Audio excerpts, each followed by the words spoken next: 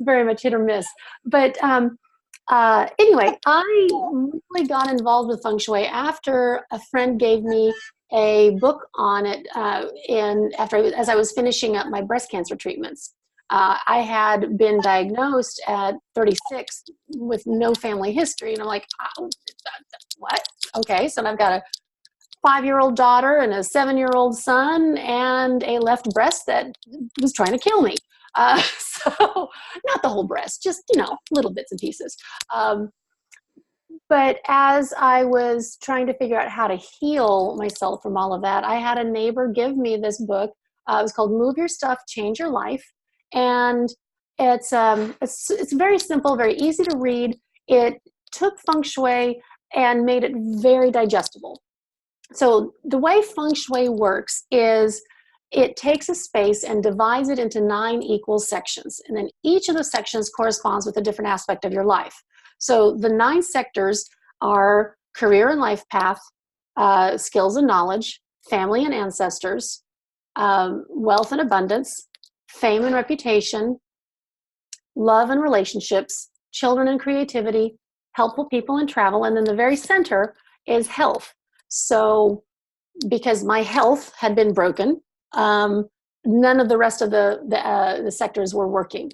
So that's when, by having that like a roadmap, essentially, I could start to, as I was rebuilding my health, I was able to go and address the rest of my space and have it not only helping me, but also helping the rest of the family.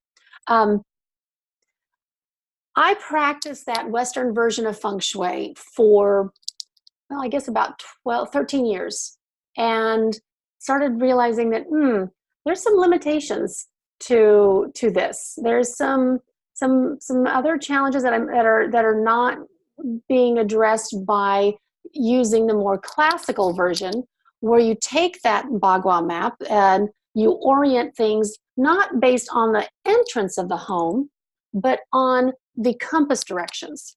And I had been doing a lot of work with the land, with the energies that are in the land, with the just bringing nature more into things, and it made sense to me because my father was a water witcher, and one of my earliest childhood memories was driving in the pickup with him, and he had his arm hanging out there and his L rod, had his one arm propped on the thing, and there's the L rod going like this, and I thought everybody could do that, and not everybody could.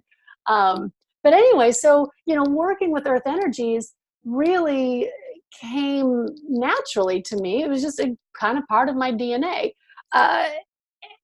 So when I did what I thought was the right thing by painting my front door of my south-facing house dark blue to correspond with the water element of the career and life path sector, and then suddenly found a lot of my life kind of blowing up all over the place, because the south sector is corresponding with the fame and reputation sector. It's a fire element. What happens when you put water on fire? You either put it out or you create steam. And if you're powering a locomotive, that's a good thing, but you got to be careful with this. So I really had just created all this steam that was fogging up all of the clarity that our family needed. Thankfully, I had a friend who said, hey, your house is telling me that it wants a red door. And I'm like, but that's the career sector. And she's like, yeah, but your house still wants a red door. Okay, fine.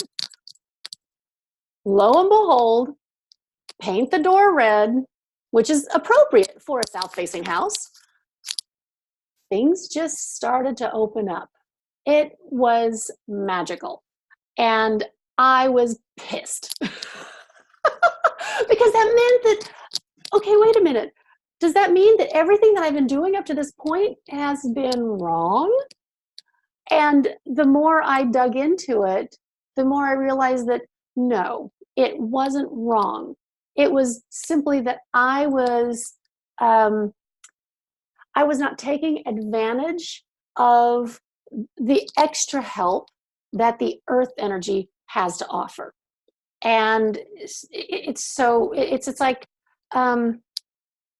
intention. First of all, intention is so huge. Just the intention of having someone come in to talk about feng shui, or the intention of having an organizer come in to help get your papers and everything. You've already begun the process of transforming your home. If you're even, just by knowing Linda, first of all, you got this conduit to this enormous healing work, because I look long and hard to find people that I trust to work with my stuff. And oh my gosh, she's awesome. She's so magical. I'm so grateful to have been connected. But anyway, so with feng shui, I look at it again as a roadmap, that if you have a goal that you want to achieve, this is absolutely one way to make that happen. It's not the only way. There are other ways around the world that people use to help their space make sense for them and have their space help them to achieve their goals. So in India, Vastu Shastra is very powerful. It's very common. Wabi Sabi is another philosophy that is used in Japan. There are probably half a dozen or more than just even within the philosophy of feng shui, to how are we going to arrange our space. Like I said, there was the Western version, and now there's the Compass version. And I'm actually heading to Malaysia in a couple weeks to study even more advanced techniques, especially as they relate to high-rise buildings. And let me tell you, that's kind of blowing my mind too. It's like, oh, I'm learning the secrets that everybody, that you formerly could only learn if you were a man and had an apprenticeship with these masters. And thankfully it's, but again, even with learning all of this stuff, it all comes down to, what is the energy in your space? What are the stories of your stuff? So tell me this. So Linda, I'm going to go ahead and throw you on the spot. Yeah. The story about the painting behind you, the artwork behind you. Tell me what does that mean for you? Well, the artist is actually on our call. Julian, do you see her? She's oh! Yeah, and that's so this is actually one of her pieces. It's called Sunset at the Sierra Mountains. And so I like to feature her art in my house. You saw a lot of that art. Mm-hmm. I kind of use my house as her art gallery. Yes. Because she has beautiful, beautiful art with lots of beautiful energy, and I love color. And so anyway, so I just like to feature a different piece of art behind me every once in a while when I'm doing these calls. So right now, this is what I'm featuring from Tina. Nice. Well, let me tell you the story that I would make up, that I would create around this. Okay. So we're going to go ahead and use her as use Linda's office now as the foundation piece here. When you're sitting at an office space, you want to have a solid desk behind your wall, okay? Or behind. You want to have a solid wall behind your desk. And in the ideal world, you would have mountains behind you, because mountains, that is supportive. That is one of the elements in the ideal world. You have that supportive, strong, almost like, think of an armchair. And so you've got the nice firm back behind you. So your back is supported, and then you've got the kind of the curved elements, like where you put your arms. So it's almost like a hug around you, that not like strangling, but you've got at least that mountain behind you. Yes. And mountains are associated with knowledge as well. So you've got that guru energy of this. And honestly, yeah, because it's the sunset. Yeah. That helps add that peaceful, calming energy. And I love that water element, because water and money are like this in feng shui. Yeah. And you've got gold. There's all those beautiful, rich yellows and golds, and which to me is also provides a grounding color that's more of an earth tone, but it feels so abundant. Yeah. So yeah, I'm looking at this going, that's yummy. So Tina, fabulous work. And I'm looking at the artwork right behind you with the swirls, and there's that just, it's like, I want to dive into that picture behind you. So I don't know if the rest of you guys can see it or not, but it's really nice. Anyway, so kind of pulling back a little bit, some things to think about when you are looking at your space. Look at the rooms. Are there rooms where you just really don't want to go into?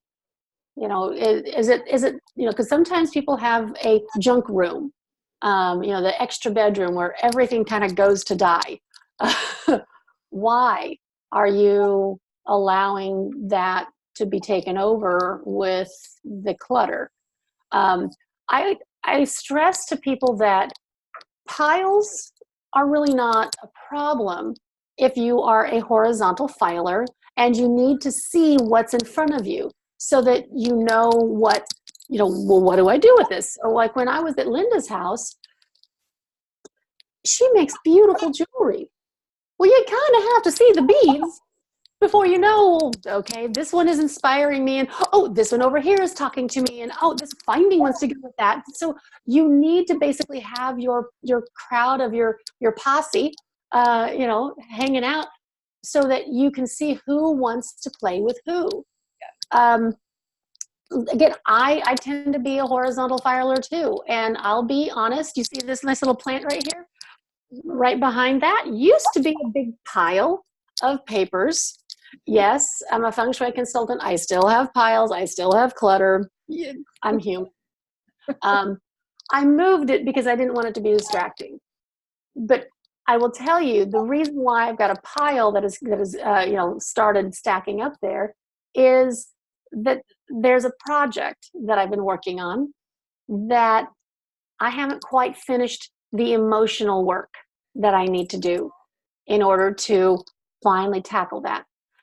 Piles happen, or the stagnation of piles happen because there is some kind of energy or emotion or attachment to how things are supposed to be. And that pile is somewhere in that pile, that stuff is being represented there. And you don't want to get rid of it. You don't want to deal with it until the time that, okay, it's safe now for me to go there. Contact Linda and work with her through whatever that is going on. Go through, just even taking one or two things off the top. It helps to shift that energy so that it's like, oh, it brings it to your awareness again. And oftentimes it may not even be anything more than you've just gone, nose blind to it.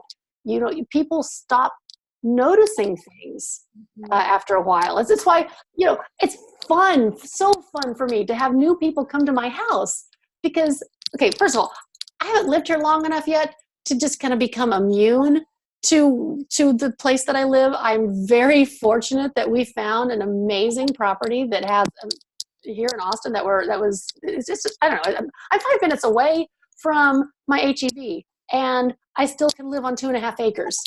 Not that I wanted that much space, but darn, I love it. Anyway, but I kind of get immune at times. And, you get somebody new coming into your house, and it's like, oh, wow. And it helps to refresh that. With Feng Shui, I call it my Feng Shui eyes. I would invite you to go through your space with that same sense of wonder and curiosity. I like to think of qi, the energy, as like a little child, a 5-year-old, very curious, maybe a little touch of ADD. And they come into your space and they look around going, ooh, what's that? Ooh, what's that? It's why you don't want to have what they call a see-through house.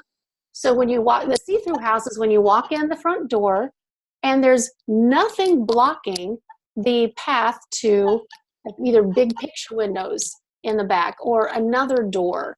And so that's why you want to try to create that gently meandering flow state in your space. So that's the water energy, because the physical, so Feng Shui translates literally to wind and water. The water energy is what you see. It's the furniture that you have.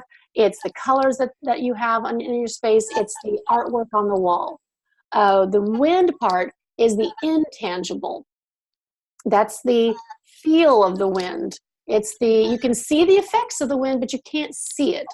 So the intangible aspect that Linda shared, how, what a difference it made when she moved the tangible things, and she shifted the curtains and some artwork. She felt the intangible thing, that intangible adjustment.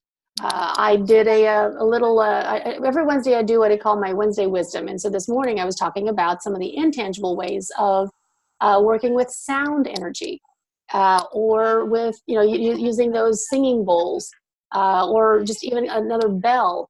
If you're working from home, you can use that to create a ritual around, okay, this is where I'm working.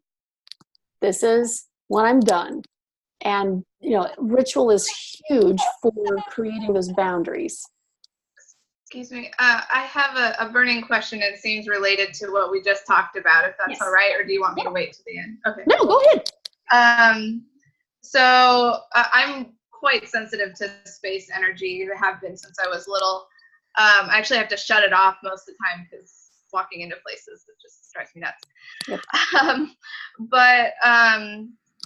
I had a roommate recently who she would move stuff every 2 months, maybe every month even, around in the house.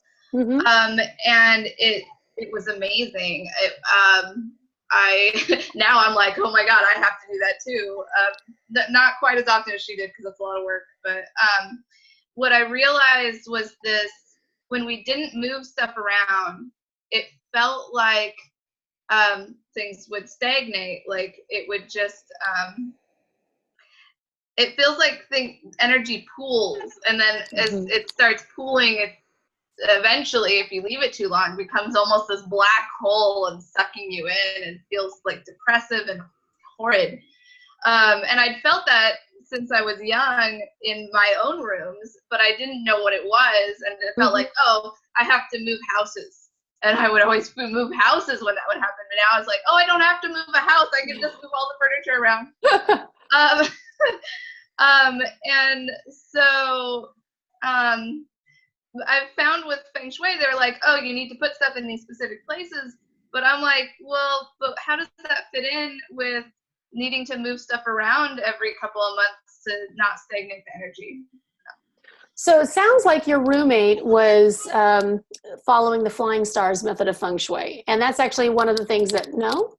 She's just intuitive. She was just doing what she felt intuitively. She had her house burned down when she was little, so she was used to everything changing constantly. Okay. Well, but that's, I had a fire in my house that pretty much just involved the mantelpiece. That was the only part that actually burned, but the rest of the smoke damage and everything, I still feel like that toxic dump with the new paint, the new carpet, the hardwoods, the, dry cleaning everything to get the smell out. I think and the stress, I feel like that also contributed to the cancer growing. With that being said, though, what you're describing about moving things around every month is part of what they call the flying stars philosophy of Feng Shui. And in fact, that is that's the group that I'm going to learn with, Joey Yap, Y-A-P. That's who I am studying with. He's one of the people that teaches this method. What this means is that every one of the sectors has a number and an energy assigned to it. So let me go in like the career and life path sector. That's the north sector. North energy that corresponds with the number 1. And so you've got this 1 star, this water star energy that every month, so depending on what year it is, it will shift to a new space. So without getting too down in the weeds, you've got this let's say this water energy that it stays grounded in the north, but it's got that watery element. So now if this watery element that one star goes, flies into another sector, maybe the relationship sector. The relationship sector is the southwest.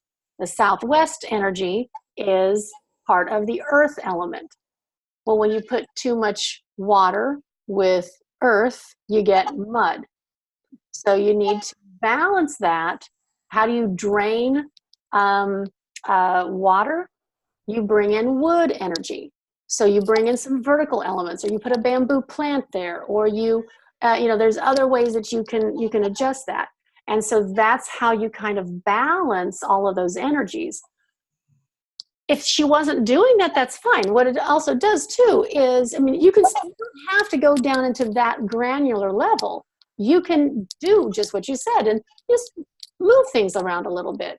Like even if you don't necessarily actually shift everything all over the place, move it back, set things apart. Vacuuming underneath furniture does wonders. Pulling the cushions out and cleaning in the crevices, that also just does wonders for shifting the overall energy of a space. The other, what you were talking about though, was that black gooky feeling. A lot of people really swear by burning sage, and I like sage. I do. Though it reaches only a certain vibrational level. I've had clients, I've gone into clients' homes that after they've burned sage, and it's like, great, okay, so now we've taken all this free floating stuff and it's now all settled in at the floor level. And so your ankles and feet might feel a little heavy. And, and like you said, sometimes you don't address it, gradually over time, it begins to compress and compress and compress. And sometimes it feels like I'm working with concrete. And, I love a jackhammer as much as the rest of them. So, I'm cool with that. I'll get that stuff out of there. One of the my favorite things that I like to do is a fire cleanse. And this is one of the things that I did at Linda's house. I use essential oils to mix in with, I'll take, let me kind of back up. I'll take aluminum foil and make like a little pot. I'll tear off a square of it and then just crumple it up into like a little bowl. And then I personally have a copper bowl, and I put the aluminum foil pot in there, and then I put that copper bowl on another fire-safe container, or like a Pyrex, and then I put all of that on top of a really thick, like a oven mitt.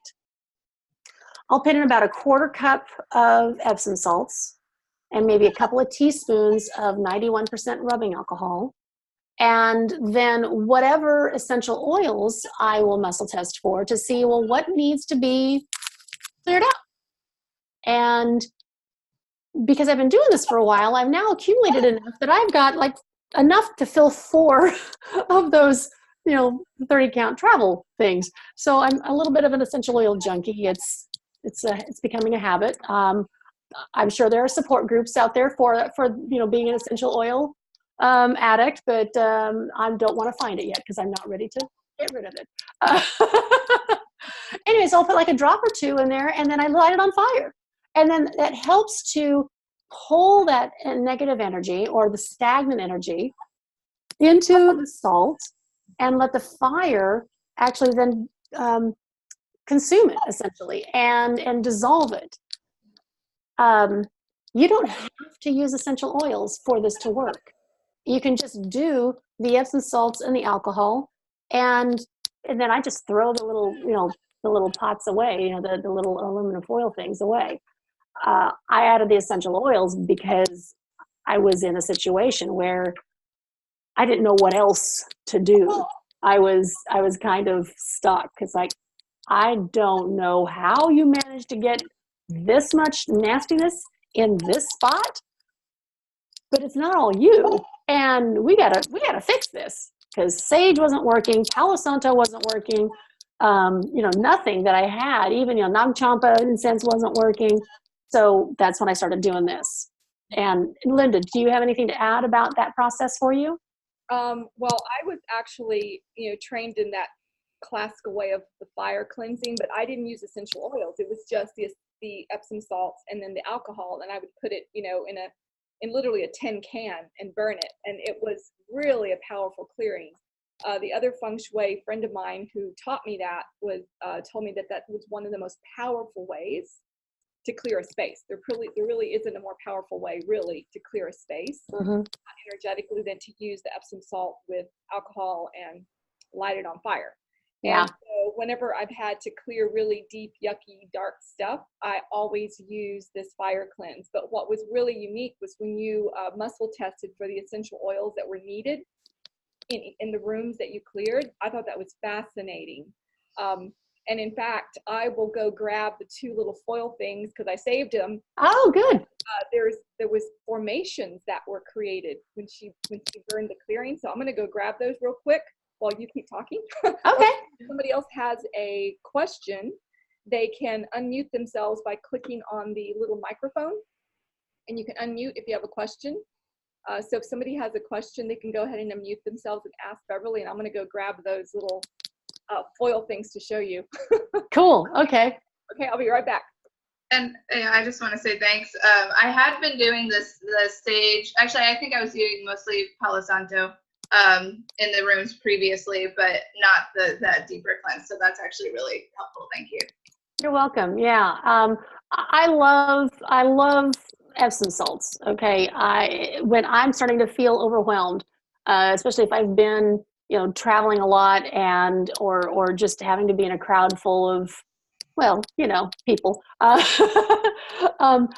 will take a nice long Epsom salt bath. And as I'm working through, especially in my own emotional work and in my own energy work, as long as I'm surrounded by the water, for whatever reason, it's that extra level of support that I need to get really deep in, and I feel safe going in that deep. Because when I start to do what I've been finding with the feng shui work is that when I first started, I didn't know that I was an energy empath, and I suddenly realized, oh, that's why everybody likes talking to me when they're having problems, because they take all of their emotions and say, here.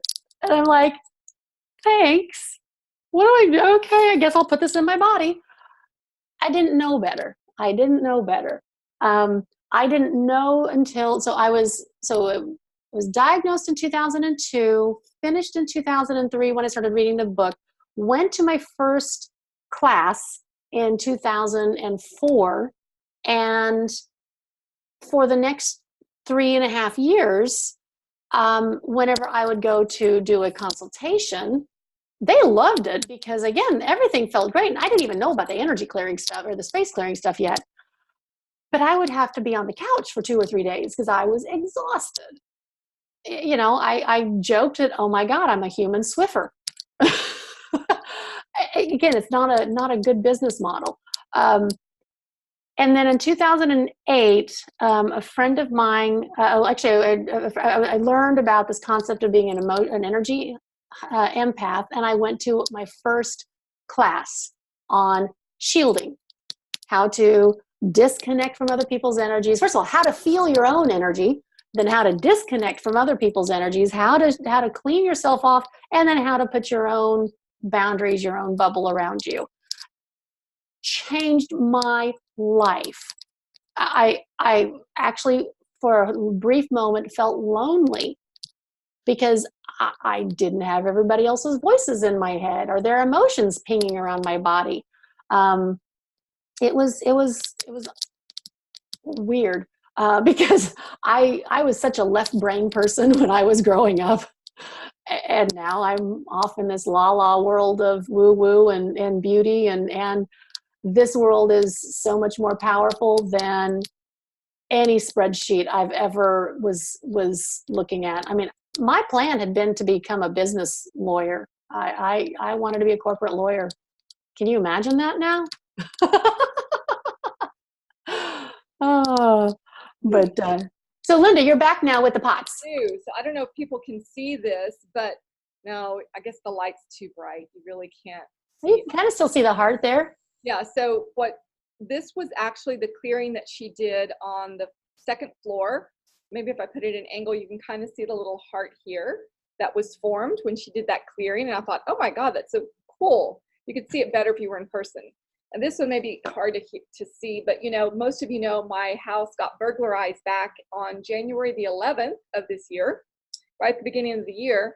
And so she did a clearing right near that door. Even though I've done clearings and everything, we just needed something deeper. And so she did this clearing, and parts of it are falling apart. You can't really see it, but there's like this deformed face actually that formed in the salt. It's really wild. And I was like, whoa. So it was really interesting what got cleared when she came in and did the fire cleansing, because there was some deeper stuff there that just didn't get taken care of. That definitely got taken care of.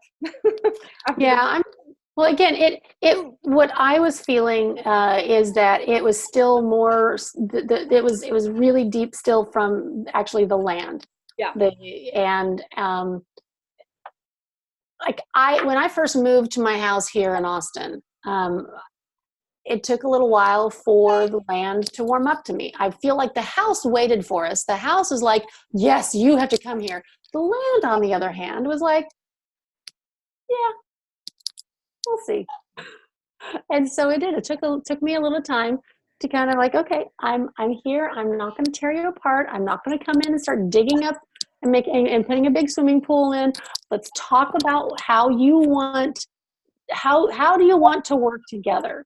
And so it took a while for me to get permission to even build a garage, because there was no garage in in here. And but yeah, it's been a process. You know, it's like I like to be able to encourage the environment to be a partner and not someone that I'm having to push against.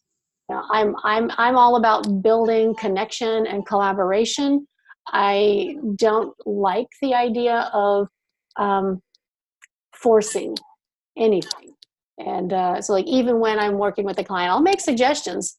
I can give people like a list of, you know, this long. Doesn't mean that everybody needs to follow every single one. They have to be able to tune into themselves to say, I can do this one. I'm ready for that one. That one over there, that's a strong no. And that's okay, because it may be that they're just not ready yet. I have a question coming from one of the people on the call. Her name is Sharon, and she works with some Feng Shui people. She's a big Feng Shui person. Supports the whole movement of Feng Shui, and she has a question about adding balancing oil, or what type. Okay, there's somebody, I'm going to have to pause you. There's somebody that is unmuted that I'm getting a lot of feedback, and I'm having a hard time hearing you, Linda. Okay, let's see here. I don't know who that might be. Let me see. Okay, I'm going to try to see if I can open up the line for Sharon. Let's see if I can do that. Because now it's okay. So whatever it was is now fine. So do you want to try reading that again? Well, what she was asking is about the balancing oils, like what kind of balancing oils or types of oils are you adding to the Epsom salt? So are there basic ones that anyone should use when you do a fire cleanse? I used to just use like lavender and frankincense and some of the basics. I've actually, whenever I'm looking at any different type of line of oils, I will just muscle test to see, well, which one of these are people going to need at some point in time.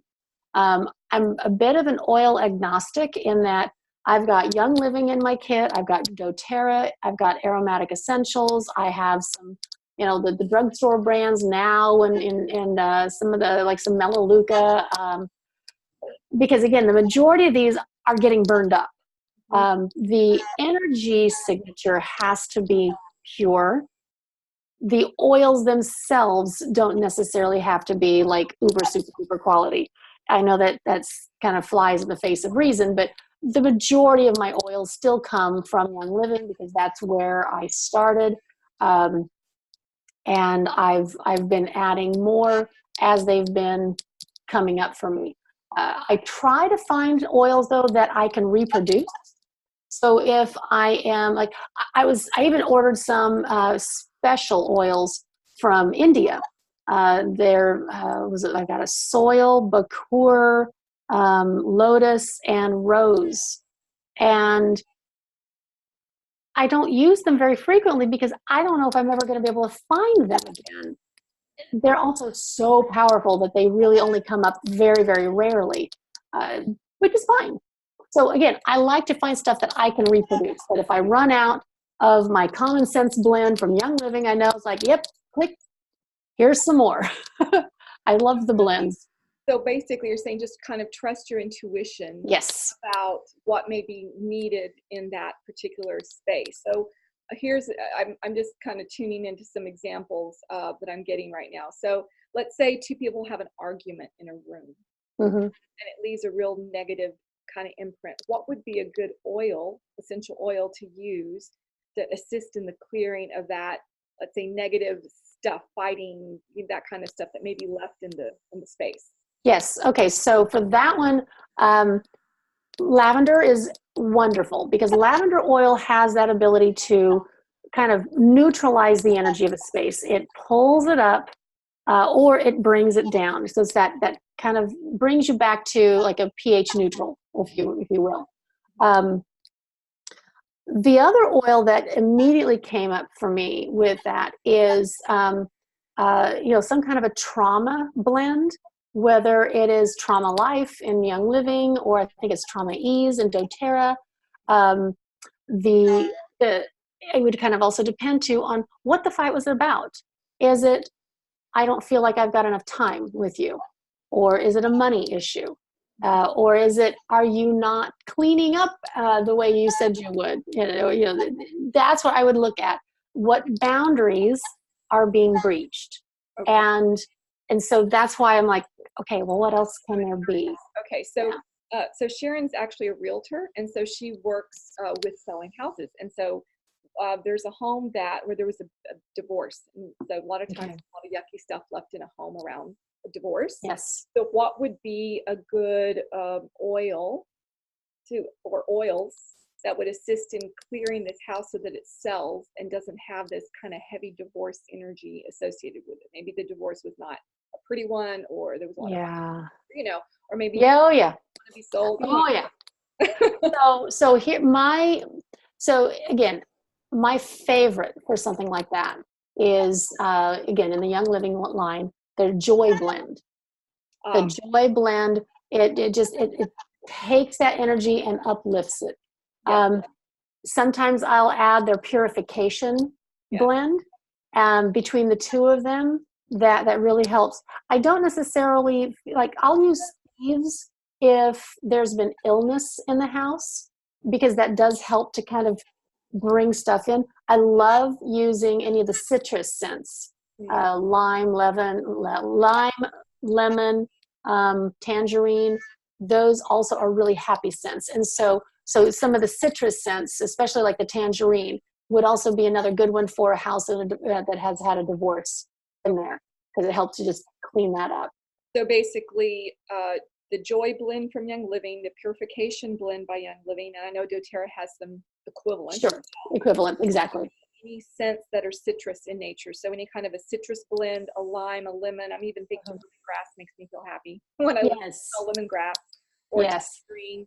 All of those can help to uplift. So especially if you're maybe doing an open house, like that, like actually diffusing some of those oils in the space for the open house. If you're diffusing during an open house, I would recommend only going with the citrus. Now, another feng shui, because too strong of scents can turn people off. Yes. And when you're smelling the citrus scent, that gives you that feeling of clean. Right. I know when we were trying to sell our house, there was the old adage of, let's just bake some cookies and have some cookies for people. Well, that's great, but that's a lot of cookies, and a lot of people don't end up even wanting them. So, But so Sharon, here's another thing that you can use for trying to sell the house. One of the things that will make the energy pop in a space is adding yellow flowers to every room. I mean, it can just be, a couple of little flowers in a juice glass, but every room, including the bathrooms.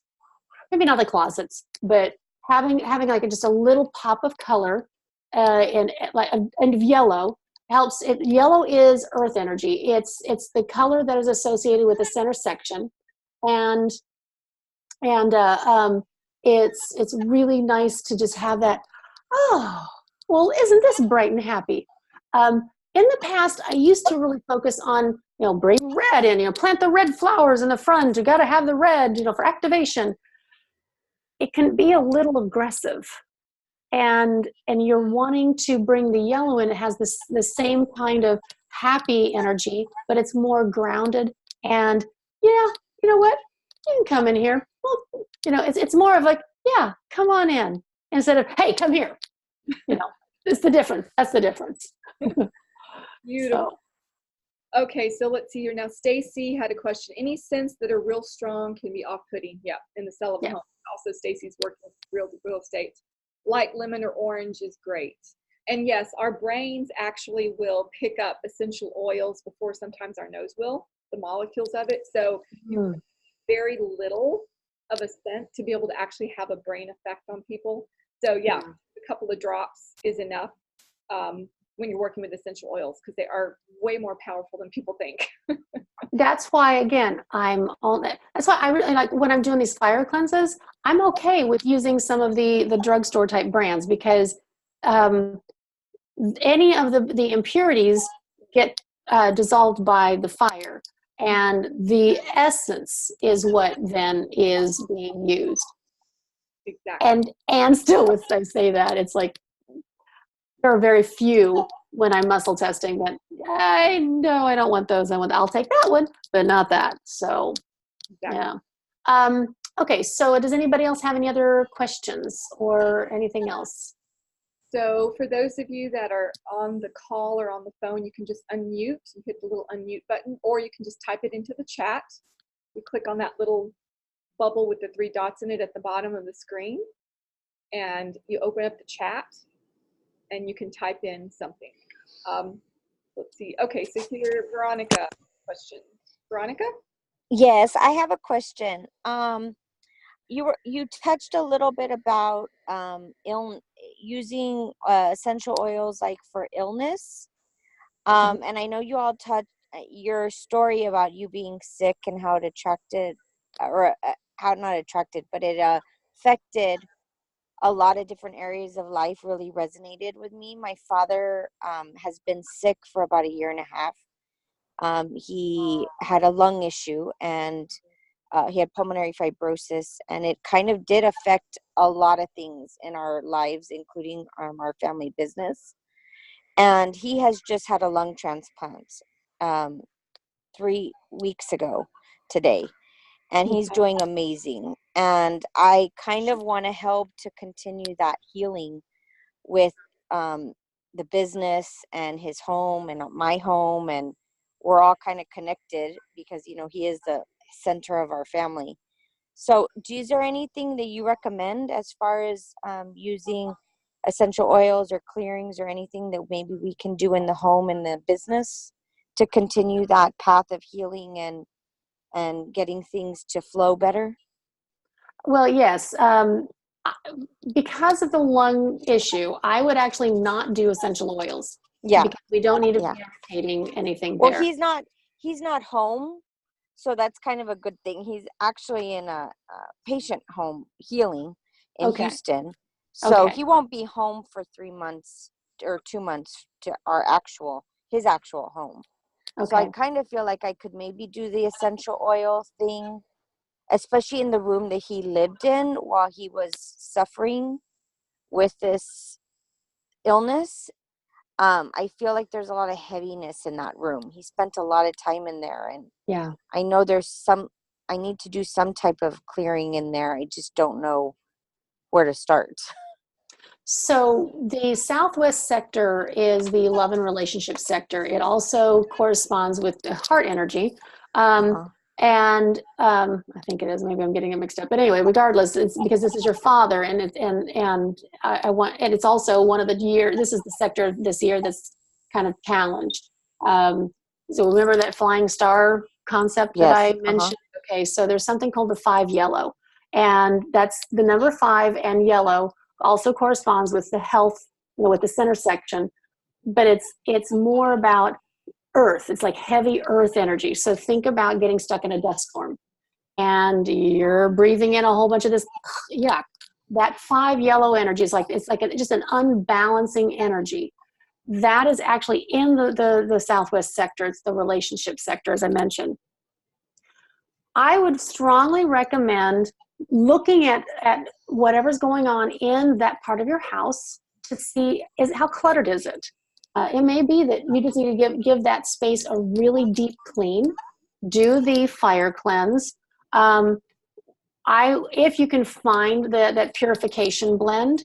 Yes, I do have that. I would do that, as well as a little bit of the thieves blend and Yes. a eucalyptus. Because I have eucalyptus all of helps those. open that up. So I would go with those 3 for sure. And then just kind of, all the rest of the things, take a, feel into, like, well, do I want this? Does this want to join the party? Or, and start with that. Lungs also correspond with grief. And so if there's been any unresolved grief in the family, you may want to write out the grief. What is it that you're sad about? And it may not be like actually losing a person. It could be something like, I'm grieving over the fact that I only have half of my breast. I'm grieving over the fact that maybe it could be even something as silly as, like, today I'm kind of grieving the fact that my hair looks really wonky. Because I really seriously am challenged by that, and some days it really bothers me. So no matter how big or small, you could write that down, and then set a little fire and do a little ceremony of, I release this grief. I breathe in the joy and I exhale the sadness, and keep doing that. And I'm glad that your father had a successful transplant. That's a rough surgery. Yes. And yeah, there's going to be some grieving on his side that, I'm great, I've got new lungs, but holy crap, somebody had to donate. Oh yeah, he's definitely going through that. Yeah. Yeah. So Veronica, one thing that I actually want to just throw out here too as a way to support him is he may start to have different dreams, different flavors that now appeal to him. He might be attracted to, listening to different kinds of music than he never listened to before. The energy of the donor, the organ donor, can then, is now merged with his. I have another client who we were basically had to have a conversation with the woman who's partial, I think it was part of her jaw, and a neck, I think it was a vertebrae. She started wanting salsa. She started listening to piano music. This was not because the donor had been a young Hispanic woman, and this is like a Southern Black woman. She's like, I don't know why I want this, but it really tastes good now. And so it's like, okay, you need to honor that. So let him know. I mean, he'll probably just laugh, but if you let him know that if some of that is possible, that may be a way for him to make peace with the fact that he now has part of another energy inside of him, and yes. So that donor is living on. But as far as back to the house, clearing things out, helping to decrease the clutter and the congestion. We don't need any more congestion to clutter up the lungs. Does that help? Yes, thank you. You're welcome. And Veronica and Beverly, I'm also just getting this hit something about his room around changing up the colors and everything. It's like I'm hearing like change the bedspread, the sheets, like get rid of all of that, change the curtains so whatever the colors are in there. I'm hearing Yes. even moving the furniture around in there, in the bedroom, so that Uh-huh. so it's this like brand new bedroom that he comes to when he finally comes home. I just keep getting a hit that something about the colors and yeah, changing all of it, like getting rid of all of the old colors, the old bedspread, all of that, like letting all that go, and then Uh-huh. rearranging the bedroom. And I know, Beverly, you had mentioned to me whenever you walk into, like, for instance, my bedroom, you're wanting me to actually move my bed because where the door is, there's like a direct energy that hits me that makes it hard for me to sleep. So, how would you describe like the orientation of the door in the bedroom and where the bed needs to be? Okay, thank you for that wonderful segue. So doorways act as fire hoses of energy. So it's really concentrated. So the way that Linda's bed was, okay, so let's go ahead and say that this is the door, and then here was her bed. So this fire hose of energy is just like slamming into her. And even though there's a nightstand there with the lamp to kind of slow it down, it was still just like all night long. And then if you can adjust it so that you have a solid wall behind your headboard, and you want a solid headboard preferably, because a solid headboard is more supportive. Remember I talked about having the mountain behind you when you're at your front desk or at your desk? The headboard is like that mountain behind you for when you're sleeping. If you don't have a solid headboard, either put like a foam core or plywood, make it pretty behind that, or you can just take some fabric and cover it if necessary, or just go buy a new headboard. Not metal. Metal amplifies the EMFs. But the worst thing you can do is have, like, here's your headboard. Okay, I'll do it like this. So there's your head, and so you're lying this way. So here's your feet right over here, and then here's the doorway. You do not want your feet lining up directly with the door, because what that does is, again, it's a fire hose blasting on your feet all night long. And also in traditional Chinese culture, because that's where Feng Shui comes from, you carry the dead out feet first. And that's called the death position. So, no, we're not going to do that.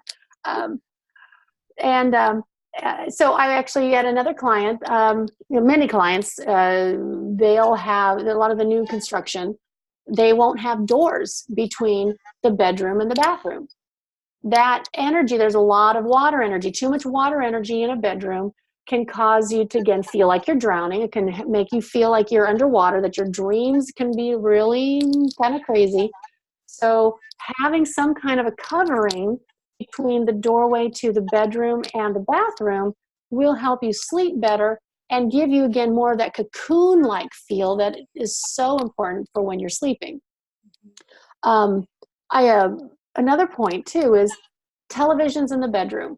Really not a good idea, because a TV in the bedroom is essentially a relationship substitute.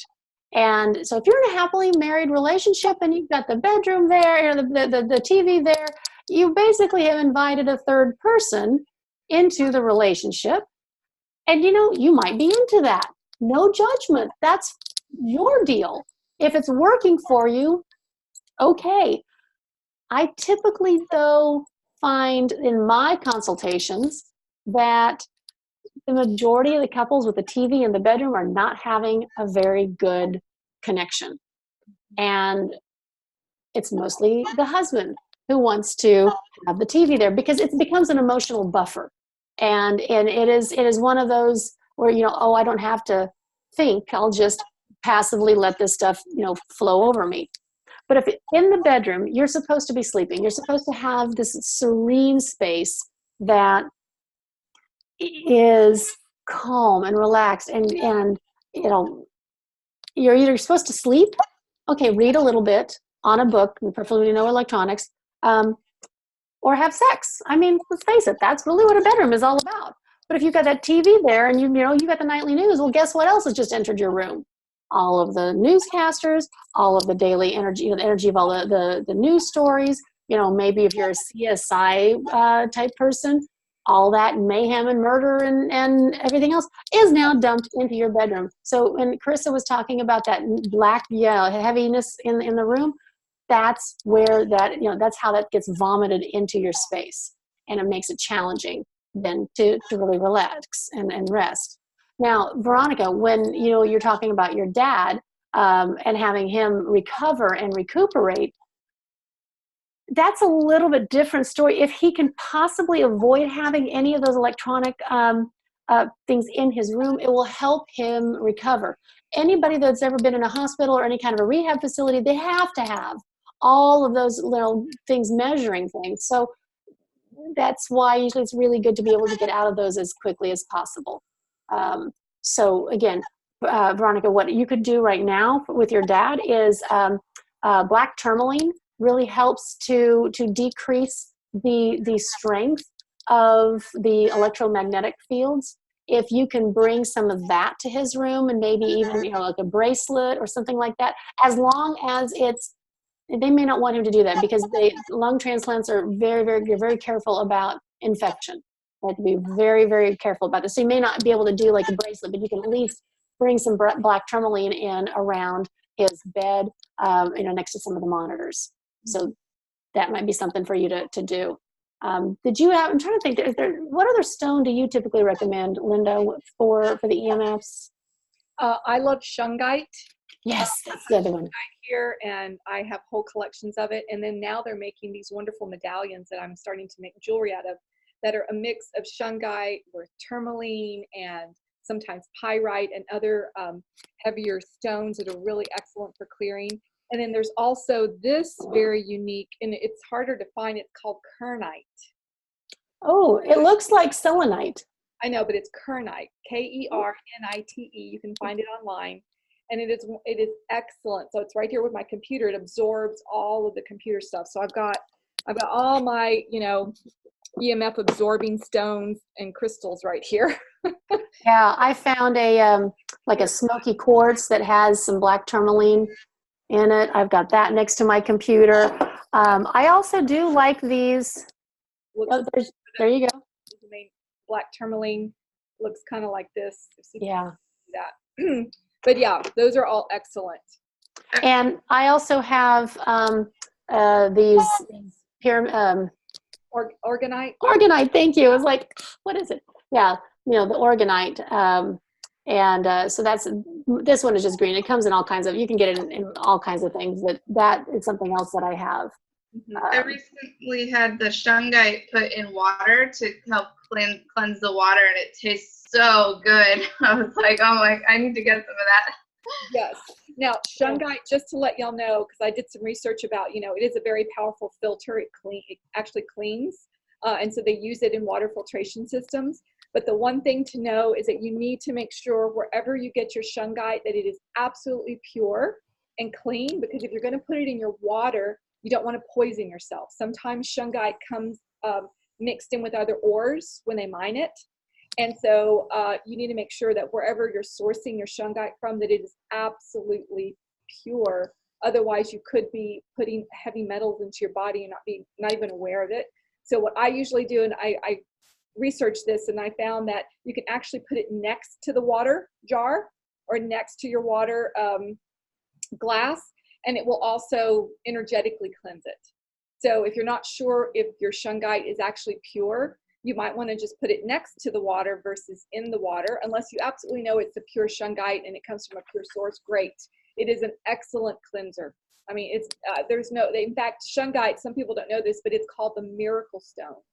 So it's not just for cleansing and clearing. It literally is called the miracle stone.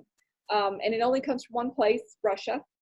And so what you can do is you can work with it to assist you in activating and manifesting miracles, as well as cleansing things. So it's a really cool stone. It's like the hot new stone out there. Oh, that's a great tip there, Linda. I didn't even think about that. That's good. So Tina, I know at one point I saw your mic get unmuted. Did you have a question at some point? Well, I've done a lot of intuitive, moving of stuff, but I obviously would want to know more about, I guess, the positioning of room, like you talked about, and how you do it differently. Is there like a visual that you could give us at some point? Well, as far as how to position things in a room, again, the function of the room, no matter what type of feng shui you use, the function of the room has to make sense. So no, I'm not going to like put my bed in the middle of the room facing a certain slight direction because that's your best direction or whatever. That doesn't make sense from a design or aesthetic appeal, but for just a function manner. I still look for how does the stuff flow. So if you're walking in, are you coming straight into the back of a chair? That energy coming at the back of the chair it's uncomfortable. It's like making you, that's why people in cubicles tend not to be very effective at work. They lose focus really easily because they're constantly having to like, okay, well, who's behind me? Now, if you have to work, similar to like having your back at the door. Yes. You would never put your back to a door because you don't know who's coming. Right. Exactly. But I have an apartment where the door is right in the middle of the room and there's nothing impeding it. And I thought maybe that's too much flow. It might be a little too much flow. Yeah. I like to, because like I actually bought a see-through house because I love everything else about it is gorgeous. So what we do is I have my sofa, so you come in straight, but my sofa is at an angle. And so the energy comes in, it goes, even though it wants to go straight outside, the energy is coming in, but then it's hitting the angle of the sofa and it has a choice. It can either go left to go down the hallway to where the 2 guest rooms are, or it can kind of go upstream a little bit to where the beautiful view is. And so that kind of redirects things. It slows it down enough that it's not just, charging headlong out the back door and tripping over the deck and falling 2 stories down, because that's not good. You don't want to fall 2 stories down. So that's how we have worked on that kind of little too straight and narrow. I've actually worked too with a client in Galveston who had one of those old shotgun houses, and it is just, you've got your door, well, not true shotgun, but it is like you've got your door here and your door here and just one big long hall. You've got stuff on this side and stuff on that side. And the way that we worked with that is I was able to hang a large, 2 large 50-millimeter crystals from, just on the inside of each door. So, the door's not hitting it, but it's, you've got that energy there, that big crystal is bringing the sunlight in. She gets beautiful rainbows on both sides, which is also, remember that young child, ooh, rainbows. So you automatically slow down. And we had a rug. I mean, she still has a runner in there, like a long rug, but it had more horizontal design elements in it. So that is more like, oh, we're going to slow down a little bit. And it was wide enough that she could have some furniture in there. So we had one sofa on one wall and another sofa on the other wall. So that then created this kind of almost a meandering effect. Okay. And once we just rearranged a few things, suddenly it's like, okay, money stopped leaving her house as quickly.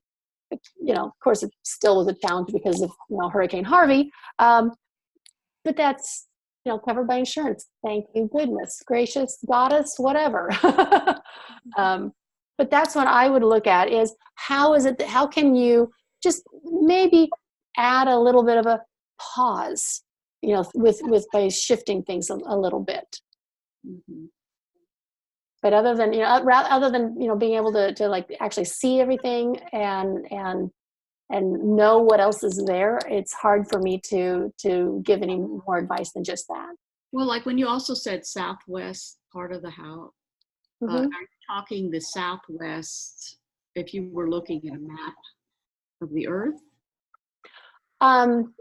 That's part of it. I was actually talking though about the actual compass direction. I was actually looking, so if you're standing in the middle of your room, where is the southwest in your space? Mm-hmm. So for us, I chose the windows that would show the sunset. Okay. Like that, and so the big picture window has a tree behind it, and the pool is behind that. But then you see the sunset. So you get all the elements. You got the wood, you got the water. You got Nice. and that also has the most sun coming in. Okay. But yeah, so in each room it would be that window side. Mm-hmm. Would be a window. Yeah. Again, I think the biggest thing to remember is this is a good year to be patient with relationships. And it's also a really good year that if there's any kind of health issues going on, just address them. Because the Southwest, not only is it governing love and relationships, it also is very much the woman-centered sector. And if you've been this is a great year. If you've been putting off a surgery, this is a great year to get that done. Because it's like, okay, you're at that tipping point, let's fix it. Let's no longer try to feel like we're balancing things. Let's get it done. Address things. Don't try to ignore things, because you ignore them, they just will keep knocking on that door louder and louder until they get out the battering ram. And we don't like battering rams. Right. Beverly, I have a quick question. I know that you were talking about the color of the door of your house. Yes. My door is right in the center of the house, which would be the creativity, because it faces west. And the color of the door is red. And I've been wanting to repaint it, but I'm not sure should I repaint it white since that's the creativity west color, or should I leave it red or yellow? So what I would do is, so the west sector is a metal energy sector, and metal, but it's children and creativity. It's play. It's very playful. It's what they call the yin metal. It's more of the okay. Think of copper wire and all of the cool designs that you can make with it, versus a steel box. That's the yang metal. Yeah. So red is not great because for that, because fire melts metal.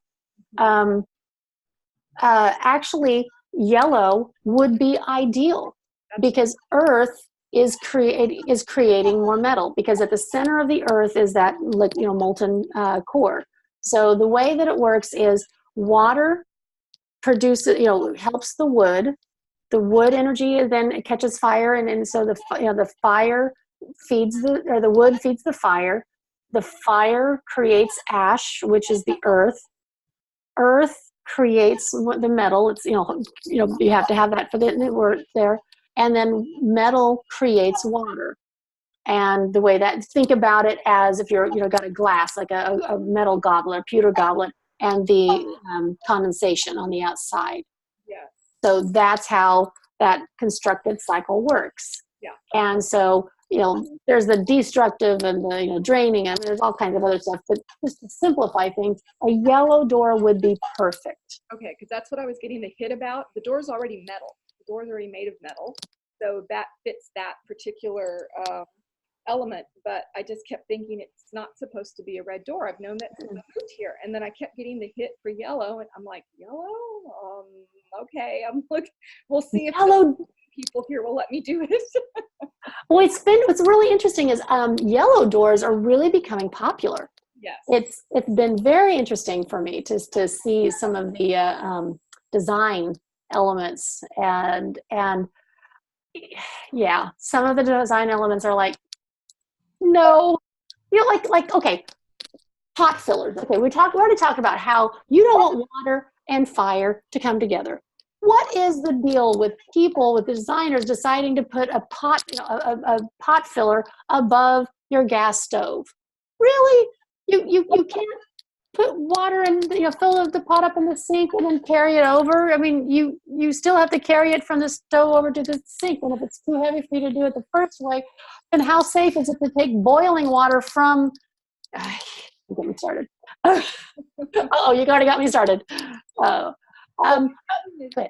wanted to show everybody that when Beverly comes to your home, she prints out this beautiful bagua in colors, and it's based on the direction of your home. She uses this really cool looking compass that she carries around. It's really amazing. And for me, I have a pretty, the house faces west, the back of the house is east, north and south. It's kind of very simple that way. And so this has been so helpful for me, when she came and she brought this to help me understand the layout of my house, because my house has a pretty simple layout. It's pretty much laid out like this. And so just know that when she does a consultation with you, she'll bring this beautiful little thing with her to kind of show you what's going on with your house, so that you kind of know what to do. So it's really, it's been very helpful for me, because there's certain areas of the house where rooms I'm like, oh, I really need to put more of that color in that room. There's some things I'm still doing to fix things up. So for those of you who might be interested, so Beverly, how would people get a hold of you if they are interested in possibly having an initial consultation with you about your services? What would be the best way you want them to get a hold of you? Honestly, the best way at this point would be to set up a conversation, and we need to just have a quick phone call. I can go ahead and type my phone number here in the group chat. Okay. And okay, hold on, I can't even type my. And there we go. And that way we can at least set up a time to talk and find out, where are you, how big your space is, what are your biggest issues, and then we can go from there. My base rate starts at $488 because I spend a great amount of time before I get to your space to see what kind of land, I get on Google Earth and I see what are the land energies, what are the earth energies that I need to work on. What other kind of external poison arrows may be coming your way. So a poison arrow, for example, is when two walls come together and you've got that point there. If you sit in front of that point after a certain point in time, after a certain amount of time, you may start to actually feel some like aches and pains and cricks in your neck or headaches. And then if you can shift and move just away from that, it's like, oh, well, that feels so much better. I don't know why, but that, okay. That also happens when developers, sadly, are building homes.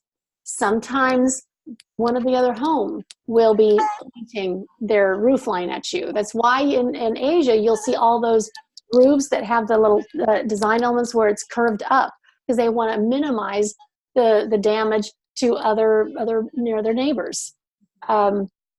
Then I will spend at least 2 hours on site with you, or sometimes longer.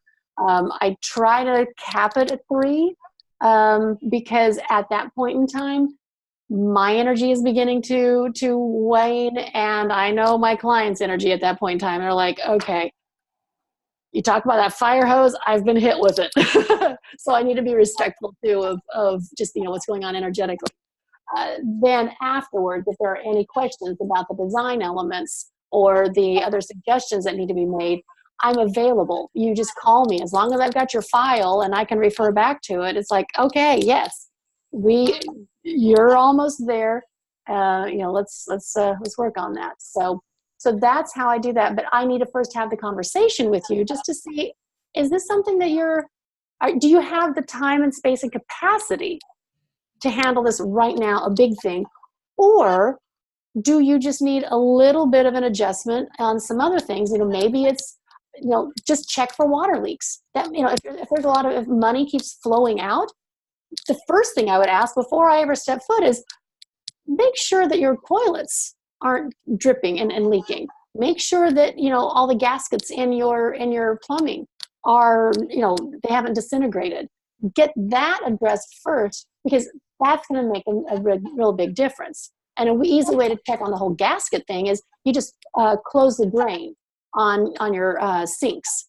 And then the next morning, if there's any water that's collected, then you know that that little rubber thingy in the faucet just needs to be replaced. I was amazed.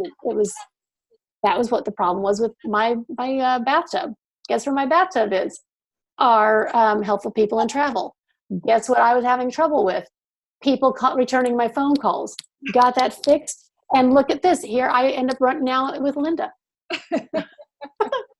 So I mean, it's fascinating to me when this all happens and how it all comes together. But anyway, so that kind of gives you a little bit of an idea of what it's like to work with me. Now, if you've got a house that's 4,500 square feet, or more than 3,000 square feet, then that's going to take me a little more time, especially to do all the space clearing. And so that base rate, there will be a little bit of an extra charge. But that's why I need to talk to you about, okay, well, what's going on? And, even some of small apartments, though, if it's a smaller apartment, there may be some wiggle room on the price too. But like I said, the general rule, the thumb is that 488 is kind of the basics. Wonderful. So if y'all are on the call but not able to read the chat because you're on the phone, you can just always get a hold of me and I'll share with you her contact information if you would like to have a chat with her and see if this might be a next step for you. I just know that I got introduced to Feng Shui, I don't know, maybe 10 years ago. And in every case where I've had my space Feng Shui, things have changed. I mean, it's really amazing. You would think, how does that have any effect on anything? It's unbelievable. I remember that I had my bedroom Feng Shui. This was after my divorce, and things just weren't going all that great. So I had a friend who was a Feng Shui person, and she said, let me just go to your house and just see what's going on with the bedroom. So anyway, it was so funny. She comes in and she walks into the bedroom and she goes, well, I see you've got the cat litter box in your relationship corner. And so I was, and then of course a couple of other things that were completely off. And so she completely rearranged everything. She set everything up in a whole new way so that, everything had its right place, so to speak. And not kidding you, within, I think, maybe 2 or 3 weeks, I met the guy that I'm still with after 6 years. And wow. So it was really, I was like, wow, there's definitely a connection there with that. And then there was another time when I was really struggling with my business. So she came in and I had this teeny tiny little office in this apartment. And I mean, I was trying to put everything into that particular little tiny room. And she says, okay, we need to get everything out of here. And I couldn't believe that everything in that tiny room fit in my big living room. Then we went back and we started putting things back in, and she noticed, she said, so this little desk here, this is where you do your main work, and then this big desk over here, this is where you do your kind of creative jewelry work. So what's your main business? And so I told her, well, right now it's my intuitive work. She goes, we need to flip these desks. Here you are. You have this big desk for your jewelry, but that's not even what you're focusing on right now. And so we did that desk flipping. We kind of left everything kind of in its kind of same order because the room was so tiny you couldn't do much with it. But we ordered some things in a different way. And again, within a week, I started noticing that my business started to increase. And I was like, really? I mean, I just couldn't believe it. So it's amazing how shifting the energy in a room, when you're aware of, how things are placed and how energy wants to move. Everything is energy. Everything is energy. I mean, your body's energy, every piece of furniture is, and everything is energy. So of course it's all interacting with each other.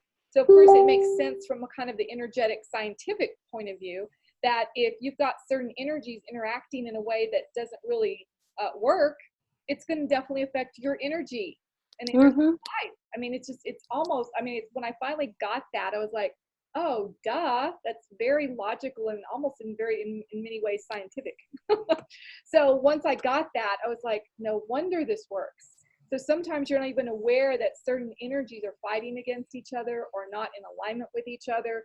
And you don't even know it, until you move into more awareness and you wonder, like, why are things just not moving? And that's whenever I decided to kind of explore this whole idea of Feng Shui, and it has always benefited me. So I just know that if you're struggling with some area of your life that's always been a struggle, you might want to, and you've done all kinds of things, but you haven't done Feng Shui yet, I would encourage you to add that onto the list, because it may be that that is the last little piece needed to be able to align something that you've already been working on for quite a while, but it hasn't quite clicked in.